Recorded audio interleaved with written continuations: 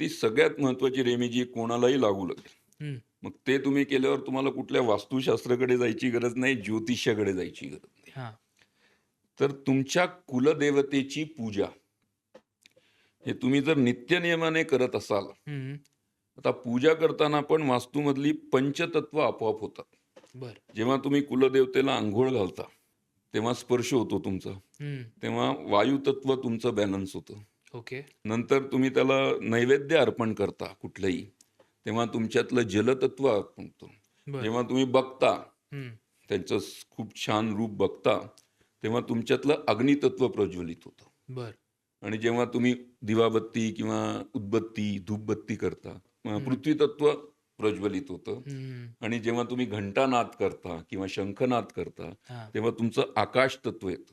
बरं. तशी पाची तत्व तुम्हाला वेगवेगळ्या संधी देतात, नजर दोषापासून वाचवतात, सगळ्या गोष्टींपासून वाचवतात.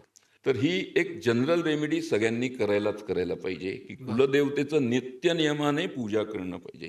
कारण की या जगात तुम्हाला कुलदैवत खूप प्रोटेक्ट करत असतो. हं, हं, हं. दुसरी एक कॉमन गोष्ट मी बऱ्याच ठिकाणी बघतो, की त्यांच्या पितरांचे फोटो ते कुठे लावत नाही. कोणीतरी त्यांना सांगितलेलं असतं, मेलेल्या लोकांचे फोटो नाही लावायचे. ते हं. पेटीत वगैरे बंद करून ठेवतात.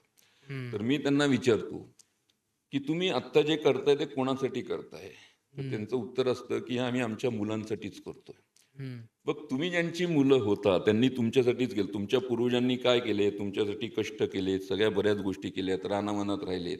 तुमच्यात त्यांचे जीन्स आहेत. करेक्ट. आणि आज तुम्ही या पोझिशनवर आलाय त्यांच्यामुळे आलाय. हं. आणि त्यांचेच फोटो तुम्ही लावले नाही, तर त्यांचा आत्मा कुठेतरी तळतळाट करणार. करेक्ट. जेव्हा तुमच्यावर वाईट प्रसंग येतो, तेव्हा तुमचं सगळ्यात मोठं संरक्षण करत असतात.